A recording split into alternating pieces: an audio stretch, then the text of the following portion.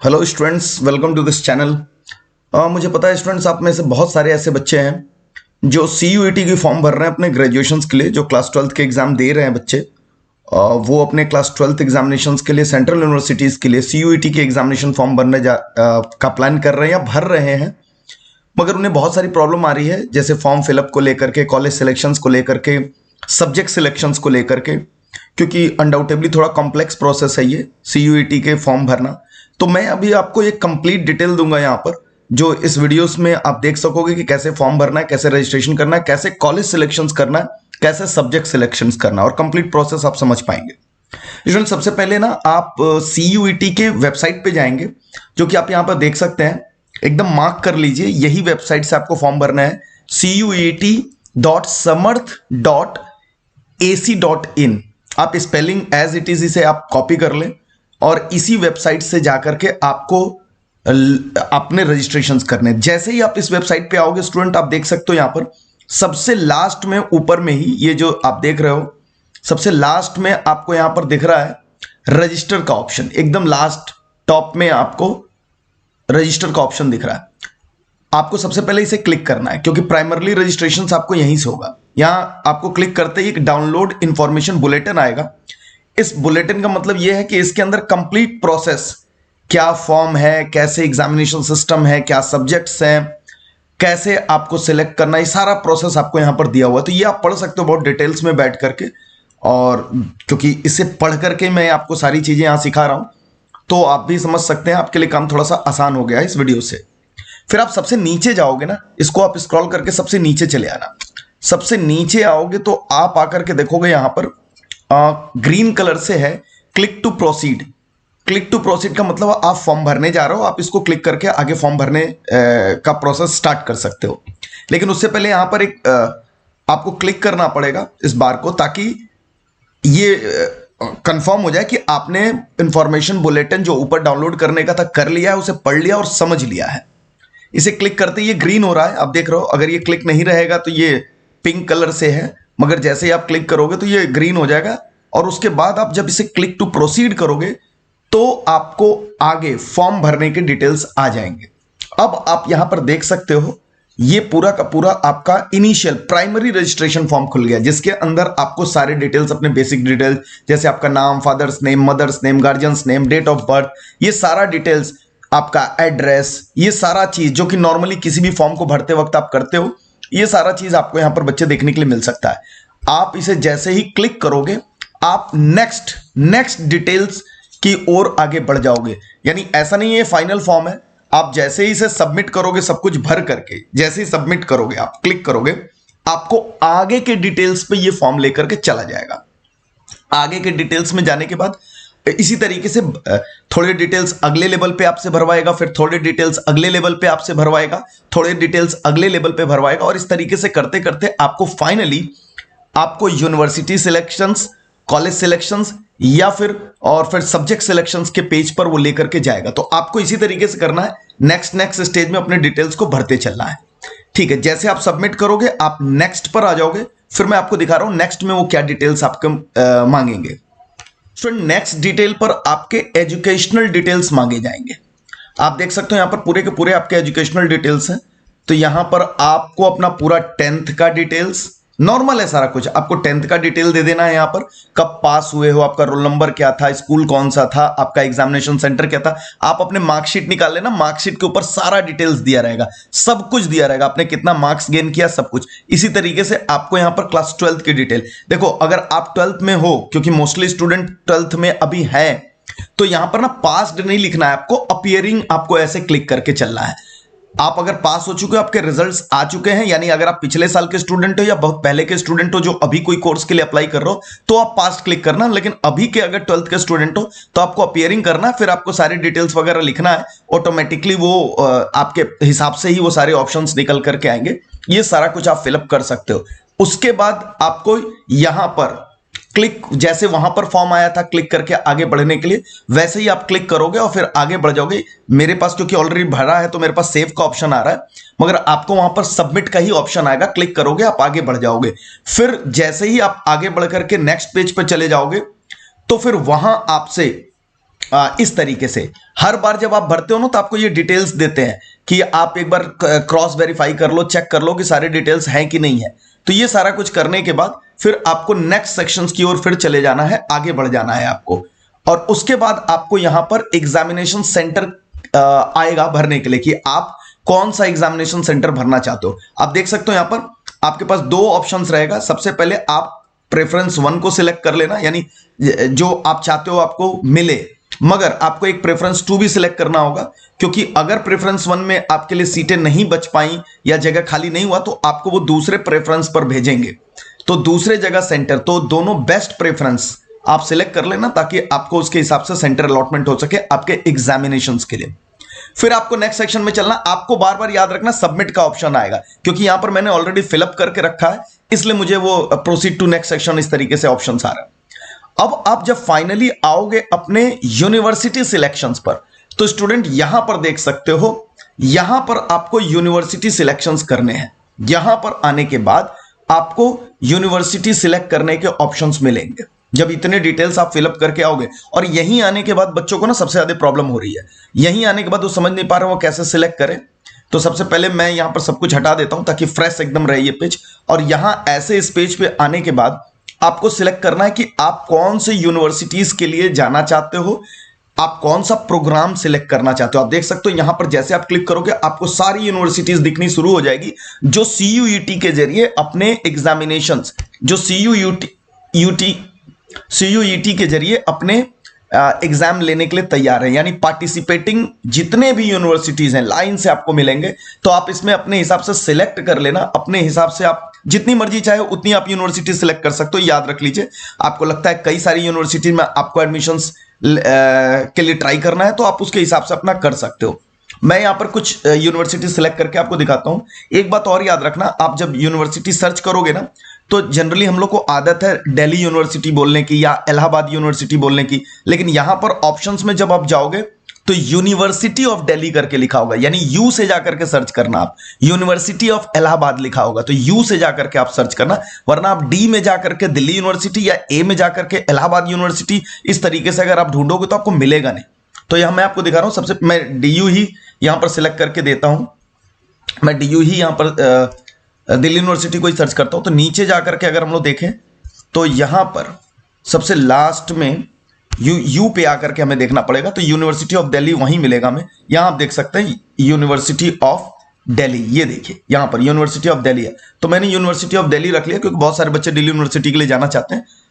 यहां आपने college select कर लिया, उसके बाद आपको कौन से कोर्स में एडमिशन लेना, आपको बीएससी है, बीएससी है, मतलब बहुत सारे जो भी आप अपने सब्जेक्ट चुन सकते हो। यहां पर ऐसे कर सकते हो, चुन सकते हो। जैसे यहां पर क्योंकि मैं कॉमर्स पेज को कॉमर्स के चैनल पे अपलोड कर रहा हूं तो मैं बीकॉम से रिलेटेड बता देता हूं। आप यहां पर आकर देख सकते हो, यहां बीकॉम है ऑप्शन, या बीकॉम ऑनर्स है, जो भी आपको एडमिशंस लेना आप सिलेक्ट कर सकते हो। ऐसे कोई से भी सब्जेक्ट को आप सिलेक्ट कर सकते हो। जैसे ही आप सिलेक्ट करोगे और ऐड यहां ऑप्शन है, ऐड दबाओगे, ऑटोमेटिकली यहां पर आप देख सकते हो यूनिवर्सिटी का नाम, प्रोग्राम नेम बीकॉम, और यहां पर लिस्ट ऑफ सब्जेक्ट्स जो यूनिवर्सिटी ने बताया है कि भाई आपको हमारे हिसाब से जो एलिजिबिलिटी है उसमें आपको ये सब्जेक्ट्स पढ़ने होंगे, और यूनिवर्सिटी ऐड करना आप सीख गए। इसी तरीके से मैं एक दो और यूनिवर्सिटी कर देता हूं ऐड, उसके बाद हम लोग यहां पर लिस्ट ऑफ सब्जेक्ट्स पे आएंगे, फिर इसको डिटेल में समझने की कोशिश करेंगे कि ये लिस्ट ऑफ सब्जेक्ट्स को कैसे फिर हम लोग अपना सिलेक्ट करेंगे। तो यहां पर यूनिवर्सिटी ऑफ दिल्ली के बाद ऐड हो गया, उसके बाद फिर जाएंगे आप, और मान लीजिए आपको और भी कोई चाहिए यूनिवर्सिटी, तो यहां पर आ सकते हैं हम लोग यूनिवर्सिटी ऑफ इलाहाबाद कर देता हूं मैं। यहां पर देखो आप, एक और यूनिवर्सिटी ऑफ इलाहाबाद कर दिया मैंने। फिर उसके अंदर भी आकर के हमको बीकॉम करना है तो फिर हमने बीकॉम फिर सिलेक्ट कर लिया और फिर ऐड कर लिया, दो यूनिवर्सिटी मेरे ऐड हो गए। तो जितने यूनिवर्सिटीज के लिए मिले जाना है, बीएचयू के लिए जाना है, आप वापस से आओ यहां पर और बीएचयू जाकर के सिलेक्ट करो। तो यहां पर आप देख रहे हो बनारस हिंदू यूनिवर्सिटी आपने सिलेक्ट कर लिया। उसके बाद फिर आप जाओ अपने कोर्स को बीकॉम में, क्योंकि आप एडमिशंस लेना चाहते हो या कोई सा भी सब्जेक्ट है आप लेना चाहते हो, यहां पे क्लिक करो फिर ऐड करो। इस तरीके से आप देख रहे हो मल्टीपल यूनिवर्सिटीज आ रहे हैं। और आप ये भी देख रहे होगे, चलो यूनिवर्सिटी ऐड करना तो आप बहुत इजीली आप समझ गए, यूनिवर्सिटी ऐड करते चलना है। इसी तरीके से जितनी यूनिवर्सिटी आप ऐड करते चलोगे उतनी आ जाएगा। याद रखिएगा जिन यूनिवर्सिटीज को आप सिलेक्ट करोगे फिर बाद में उन्हीं में एडमिशन आपको मिलेगा भाई। तो ये आप यूनिवर्सिटी ऐड कर लिए अपने फॉर्म में। लेकिन ये फिर आप आकर के देखोगे list of subjects required to be appeared in CUET। तो आप देख सकते हो यहां पर हर यूनिवर्सिटीज के ना अपने अपने सब्जेक्ट है भाई, हर यूनिवर्सिटीज के अपने अपने सब्जेक्ट हैं। तो आप अगर BHU के लिए एग्जाम एडमिशंस लेना चाहते हो तो आपको इन सब्जेक्ट्स जरूर को अपीयर करना पड़ेगा, इन सब्जेक्ट्स को अपीयर करना पड़ेगा अपने एंट्रेंस CUET के एंट्रेंस एग्जामिनेशंस में। अगर आप यूनिवर्सिटी ऑफ इलाहाबाद के लिए हो तो फिर आपको इन सब्जेक्ट्स में सारे सब्जेक्ट्स को अपीयर करना पड़ेगा अपने एग्जाम के लिए। और फिर अगर आप दिल्ली यूनिवर्सिटीज के लिए हो तो फिर आपको इन सब्जेक्ट्स में अपने एग्जाम्स देने पड़ेंगे आपको CUET में। तो आप देख सकते हो कि हर यूनिवर्सिटी ना अपने अपने हिसाब से अपने सब्जेक्ट्स तय करे हुए हैं अपने अपने कोर्सेज के लिए, अपने अपने कोर्सेज के लिए। तो सर ये सब्जेक्ट कैसे सिलेक्ट करें, इन सब्जेक्ट्स को सिलेक्ट करने के लिए फिर कैसे करना पड़ेगा हमको, मैं आपको बता रहा हूं कि कैसे आपको सब्जेक्ट सिलेक्ट करना है। तो इंफॉर्मेशन बुलेटिन पे हम चलते हैं, वहां मैं आपको बता दूं कि कैसे आपको सब्जेक्ट सिलेक्शन करना है। ये आपको ना सब सारे आप किसी भी कोर्सेज के लिए एडमिशंस ले रहे हो ना वहां हेल्प करेगा। तो CUET के ना मैं आपको लेकर के आता हूं यहां पर। तो यहां देख सकते हो बच्चे आप लोग कि ये स्कीम ऑफ एग्जामिनेशंस कैसे है। आप देख सकते हो आपके जो एग्जामिनेशंस का सिस्टम बना हुआ है उसमें कई सारे सेक्शन है। आप देख सकते हो section 1A, section 1B, section 2 और उसके बाद से एक सेक्शन 3 है जनरल टेस्ट। आपके जितने भी यूनिवर्सिटीज होंगे वो सब सेक्शन 1A में से या सेक्शन 1B में से या सेक्शन 2 में से या फिर सेक्शन 3 में से ही सब्जेक्ट्स को अपने अपने कोर्सेज के लिए कोई ना कोई सब्जेक्ट्स को अपनी लिस्ट बना करके देंगे। जो कि अभी आप देख करके आ रहे थे, दिल्ली यूनिवर्सिटी ने अपने सेक्शन 1A में से या 1B में से या सेक्शन 2 में से या सेक्शन 3 में से अपने अलग अलग सब्जेक्ट्स वहां पर चुन चुन करके डाले हुए हैं। तो मैं बता दूं सेक्शन 1A में क्या है, सेक्शन 1B में क्या है, सेक्शन 2 में क्या है या सेक्शन 3 में क्या है। सेक्शन 1A या सेक्शन 1B आप कह लें, ये आपको अपने लैंग्वेज सिलेक्ट करना है, यानी जो सा भी लैंग्वेज आपको लेना है। मोस्टली स्टूडेंट्स क्योंकि इंग्लिश या फिर हिंदी सिलेक्ट करते हैं, तो यहां पर आप सेक्शन 1A और सेक्शन B में जाओगे तो पूरी की पूरी लैंग्वेज की लिस्ट पड़ी हुई है। क्योंकि मोस्टली स्टूडेंट इंग्लिश या हिंदी वाले हैं तो आप यहां से अपने जब फॉर्म भरोगे तो लैंग्वेजेस वाले में से इंग्लिश या हिंदी सिलेक्ट कर लेना, या फिर अगर यूनिवर्सिटी ने कोई और लैंग्वेज दिया वहां पर तो फिर वो लैंग्वेज भी आप चुन सकते हो। लेकिन मोस्ट यूनिवर्सिटीज ने सेक्शन 1A या 1B में से इंग्लिश या हिंदी ही दिया होगा, तो फिर ज्यादातर आपको इंग्लिश और हिंदी दिखेगा मोस्ट यूनिवर्सिटीज में। मगर फिर भी मैं मोस्ट इसलिए कह रहा हूं क्योंकि मैं जिन यूनिवर्सिटीज को अभी देख रहा हूं तो उसमें इंग्लिश या हिंदी दिख रहा है। अगर आपको कोई और लैंग्वेज है, अगर आपको फॉर्म भरते समय वहां पर दिखा है तो फिर आप देख सकते हो। जैसे आप देख सकते हो यहां पर एप्लीकेशन फॉर्म में जैसे हम लोग भर रहे थे, तो BHU में अगर हम लोग आएंगे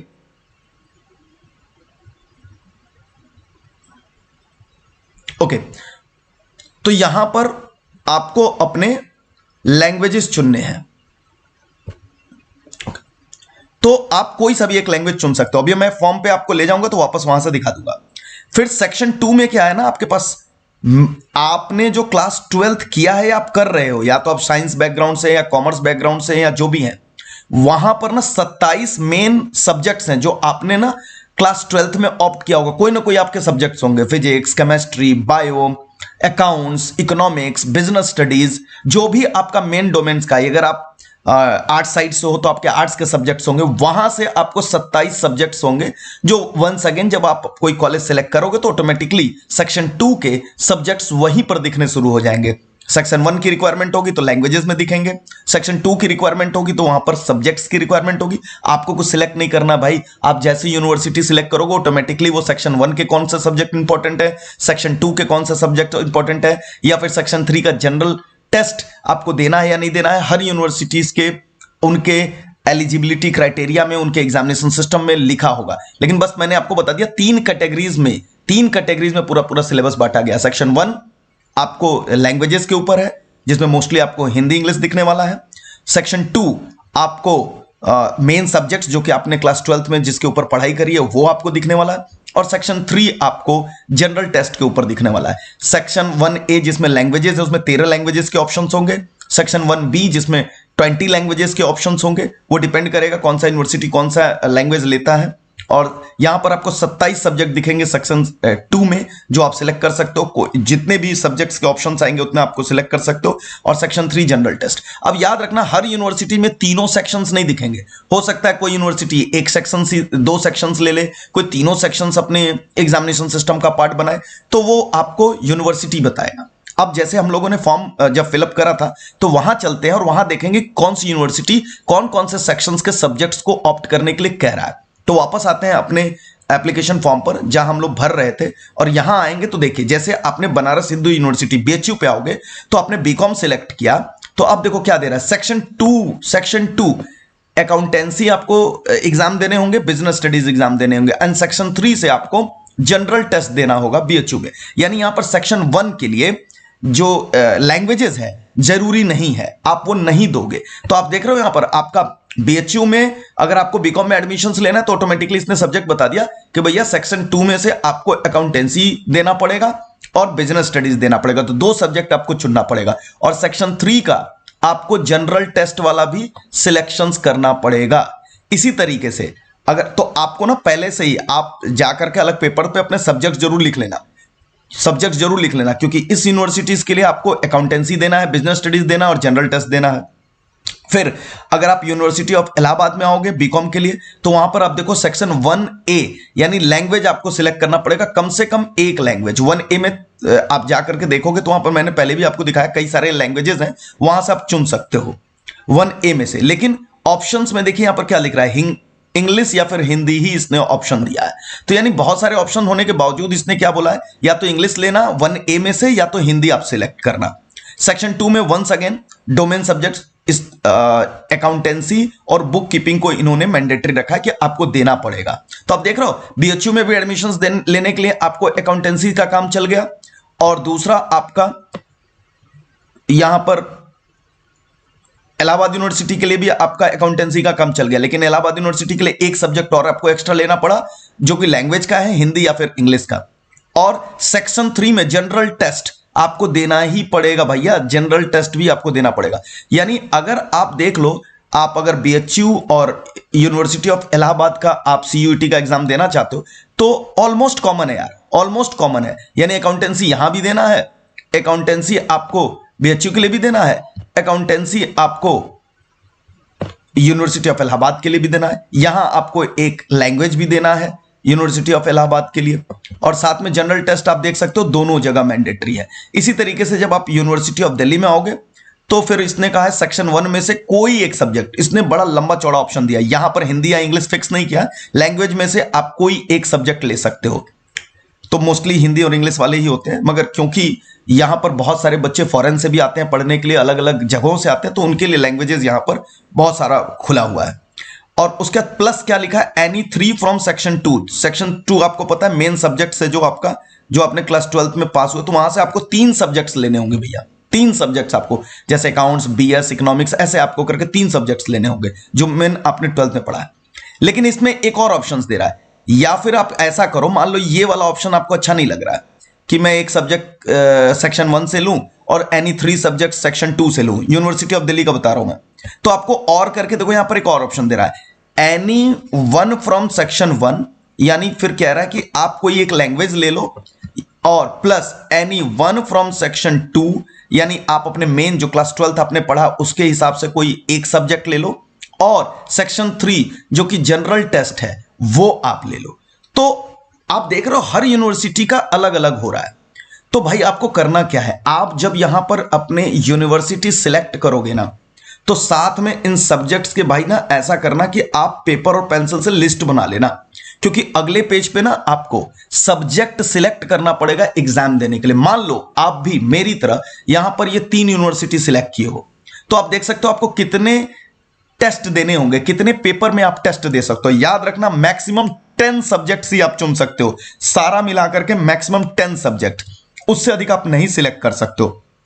और सब्जेक्ट्स जितना ज्यादा लोगे फीस भी उसके हिसाब से बढ़ती रहती है। वो स्लैब बना हुआ है कितने सब्जेक्ट्स पे कितनी फीस लगेगी आपके एग्जामिनेशंस पर, 700, 1500 और इस तरीके से वो बनाए हैं लिस्ट, तो वो ऑटोमेटिकली आ जाएगा। उसके बाद आप देख सकते हो, जैसे बाय द वे आप ये 3 यूनिवर्सिटी भर रहे हो, तो आप देख लो कौन कौन सा आपको टेस्ट देना होगा। अब जरूर पेंसिल या पेन लेकर के पेपर पे पहले अपने सब्जेक्ट लेना, आपको इन तीनों के लिए एक तो अकाउंटेंसी देनी पड़ेगी, एक बिजनेस स्टडीज देना पड़ेगा, एक आपको जनरल टेस्ट देना पड़ेगा। 3 सब्जेक्ट्स आपके यहीं हो गए।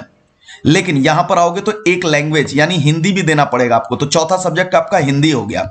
और क्योंकि अकाउंटेंसी आपका ऑलरेडी सिलेक्टेड है ऊपर में, तो वो आपको देने की जरूरत दोबारा थोड़ी दोगे, वो उसी में कवर्ड हो जाता है। उसके बाद सेक्शन 3 भी, क्योंकि आपने ऊपर में सिलेक्ट किया ही हुआ है, तो सेक्शन 3 भी ऑटोमेटिकली कवर्ड है। यानी अभी तक अगर हम लोग देखें तो 2 यूनिवर्सिटी में हमारे 4 पेपर हो गए। यहां पर अकाउंटेंसी, बिजनेस स्टडीज और जनरल टेस्ट। जनरल टेस्ट और अकाउंटेंसी कॉमन है, इसलिए एक सब्जेक्ट और यहां से हमारा बढ़ गया, इंग्लिश या फिर हिंदी। तो 4 पेपर हो गए हमारे। उसके बाद हम यूनिवर्सिटी ऑफ दिल्ली में आ रहे हैं अगर, तो एनी वन फ्रॉम सेक्शन 1 यानी कि हिंदी या इंग्लिश तो हमने ऊपर ही सिलेक्ट कर लिया, तो कुछ एक्स्ट्रा पढ़ना नहीं है यार हमें। यहां पर एनी 3 फ्रॉम सेक्शन 2 है, जिसमें कि 2 पेपर तो हम लोग ऊपर में ही सिलेक्ट कर लिए, तो एक और कोई सिलेक्ट कर लेंगे तो हमारा काम बन जाएगा, यानी 5वां पेपर हो जाएगा वो। लेकिन अगर हम ये वाला ऑप्शन ले, ये वाला ऑप्शन चुने, तो सेक्शन 1 से आप देख सकते हो ऑलरेडी आप ऊपर में हिंदी या इंग्लिश यूनिवर्सिटी ऑफ इलाहाबाद के लिए जैसे आपने चुनाई है, तो एक हिंदी इंग्लिश ऑलरेडी चुन चुके हो, तो दोबारा कोई एक्स्ट्रा पेपर बढ़ नहीं रहा आपको ऊपर।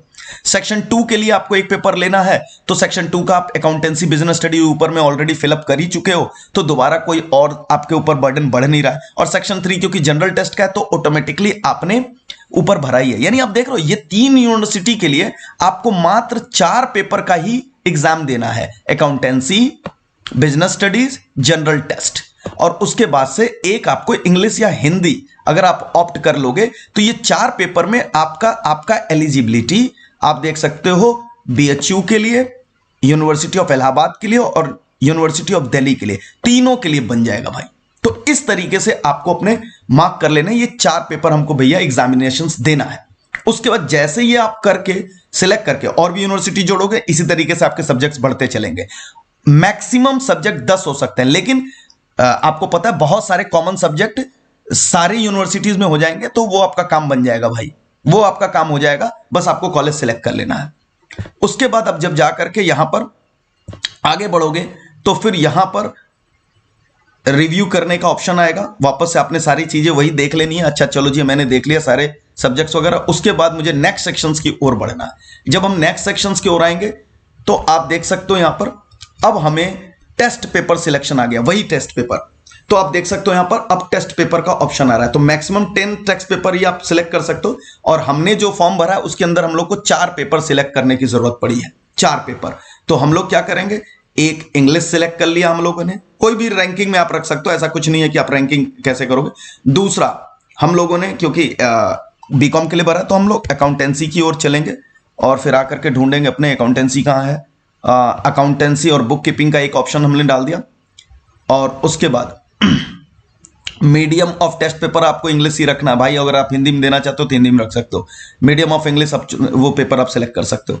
सब्जेक्ट 3 में हम लोगों ने क्या रखा था, बिजनेस स्टडीज रखा था। तो बिजनेस स्टडीज पे फटाफट आएंगे नीचे, और बिजनेस स्टडीज आप आकर के देखोगे यहां पर आपका बिजनेस स्टडी है। चलो जी, तो 3 पेपर हो गया। और चौथा हम लोगों ने जनरल टेस्ट रखा था, इसमें हमारे 3 यूनिवर्सिटी कवर्ड हो रहे थे, और जनरल टेस्ट आकर के हम लोगों ने सिलेक्ट कर ली। ये देखिए, इंग्लिश, अकाउंटेंसी, बिजनेस और जनरल टेस्ट, इसमें हम लोग के, और मीडियम आप जरूर सिलेक्ट कर लेना, इंग्लिश है तो इंग्लिश, हिंदी है तो हिंदी। तो ये हमने सिलेक्ट कर लिया। इसमें हमारे 3 यूनिवर्सिटी कवर्ड हो रहे हैं। आप जितना यूनिवर्सिटी करोगे उनके पेपर निकाल लेना, जो कॉमन है कईयों में चले जाएंगे, जो एक्स्ट्रा ले रहे हो उसमें इस तरीके से फिलअप कर लेना। उसके बाद लास्ट में करने के बाद आप आओगे नीचे, यहां डिक्लेरेशन पे क्लिक करोगे, उसके बाद सेव करोगे, आप यहां से फिर आगे बढ़ जाओगे। अगर आप यहां पर आकर के देखोगे, यहां पर आप देखेंगे अगर आप पेपर नहीं ले रहे हैं तो आपको नॉट एप्लीकेबल को भी क्लिक करना पड़ेगा भाई। ये नॉट एप्लीकेबल कर लेना हर में आकर के, क्योंकि हमारे 4 ही पेपर हैं, तो नॉट एप्लीकेबल पे आकर के सब में क्लिक कर देना, अदरवाइज वो फॉर्म लेगा नहीं।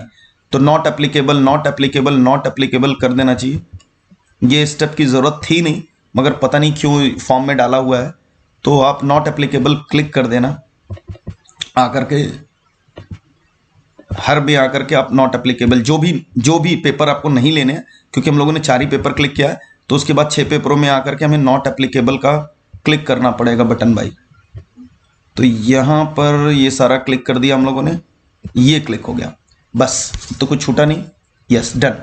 उसके बाद हम लोग को वही सारे प्रोसेस फिर सेव करेंगे और फिर हम आगे बढ़ जाएंगे। अब यहां पर आकर के देख सकते हैं आपको रिव्यू दे रहा है कि भाई आपने ये पेपर सिलेक्ट किया, ठीक है, चारों पेपर हम लोग के सिलेक्ट हो गए। अब 4 पेपर सिलेक्ट करने के बाद हम लोग आगे बढ़ेंगे। नीचे सारे डिटेल्स आप देख रहे हो, सब कुछ है। प्रोसीड्स टू नेक्स्ट सेक्शंस में हम लोग आ गए। अब यहां पर आने के बाद बच्चे आपको वो अपलोड डॉक्यूमेंट्स मांग रहा है। डॉक्यूमेंट्स में क्या है, आपको यहां पर आपको फोटोग्राफ्स अपने डालने हैं और आप देख सकते हो विद 80% फेस विदाउट मास्क। याद रखना, मास्क वास्क लगा करके फोटो मत डालने लगना, ठीक है। तो कैंडिडेट सिग्नेचर, अपने सिग्नेचर यहां पर करके आप कर लोगे। जैसे आप प्रोसीड करोगे फिर आपको कोई दिक्कत नहीं आएगी। उसके बाद आप पूरा फॉर्म प्रीव्यू मांगेगा आपका। फॉर्म का प्रीव्यू यहां पर जब क्लिक करोगे तो प्रीव्यू यानी एक बार पूरा कंप्लीट फॉर्म आपको दिखाना स्टार्ट कर देगा। 7th नंबर पे आप देख रहे हो, ये 7th स्टेप पे आप पहुंच जाओगे। ये 7th वाले पर, 7th वाले पे आपको पूरा फॉर्म दिखाएगा कि भाई आपने क्या भरा अभी तक, उसको एक बार और ध्यान से पढ़ लेना। उसके बाद जब आप क्लिक करोगे तो फिर वो आपको फीस पेमेंट पेज पे लेके चला जाएगा। वहां से फीस भरिए, फीस भर करके फिर आप फाइनली सबमिट कर सकते हो अपने पेपर को। मैं आपको फिर से बता दूं, फीस जो है आपके नंबर ऑफ सब्जेक्ट्स पर डिफर करेगा। मैं एक बार फिर से आपको दिखा दूं फीस का कैसे ले रहे हैं वो।